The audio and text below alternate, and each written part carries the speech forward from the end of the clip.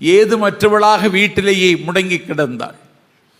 கரை காணாத உற்சாகத்திலும் கலவியிலும் அவன் ஈடுபட்டிருந்தான். யாழ் வைத்து இசைத்து கொண்டிருக்கிற பொழுது மாதவிக்கும் கோவலனுக்கும் ஒரு நெருடல் வர, ஒரு இடைவெளி ஏற்பட, அந்த நேரத்திலேயே மாதவியை உதறி எறிந்துவிட்டு கண்ணகியின் வீட்டை ஒரு காலை பொழுதில் வந்து தட்டினான்.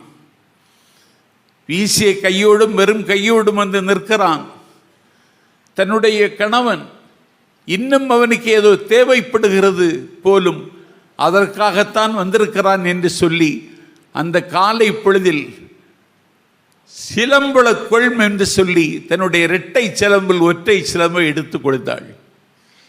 அந்த சிலம்பை எடுத்துக்கொண்டு இந்த சிலம்பு இழந்த செல்வாக்கை, இழந்த செல்வத்தை, இழந்த வாழ்க்கையை மீட்டு தருவதற்கு இதுதான் கேபிட்டல், இதுதான் மூலதனம் என்று இதை மதுரைக்கு விற்க கொண்டு போகிறேன், நீயும் வா என்று சொல்லி கண்ணகியை அழைத்து கொண்டு வாழ்க்கையை மீண்டும் தொடங்குவதற்கு மாட மதுரைக்கு வருகிறான் கோவலன்.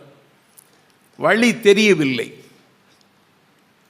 ஒரு சமண துறவி கவுந்தி அடிகள், நானும் வருகிறேன், உங்களுக்கு வழிகாட்டுகிறேன் என்று சொல்லி புறப்பட்டார்கள். காவிரிப்பூ பட்டினத்திலிருந்து மதுரைக்கு வருவதற்கு எந்த வழி போவது? இந்த வழியில் போனால் பலாப்பழத்தில் பலாப்பழம் பழுத்து நிற்கும். கண்ணகி நடந்து செல்லுகிற பொழுது பலாப்பழங்கள் தலையில் முட்டும். இந்த வலியை அவள் தாங்கிக் கொள்வாளா என்றவன் கேட்டான். வழி சொன்னவன். அப்படியே அதை தாங்கிக் கொண்டு போனாலும் மஞ்சளும் இஞ்சியும் பின்னி மயங்கி கிடக்கிற, கொடி மயங்கி கிடக்கிற இடத்தில் அந்த பலாப்பழத்திலிருந்து விழுந்த கொட்டைகள் விழுந்து கிடக்கும். அதை அவள் கால் வைத்து நடக்குகிற பொழுது அவள் கால் புண்ணாகி விடாதா? தாங்கிக் கொள்வாளா கண்ணகி என்று கேட்டான்.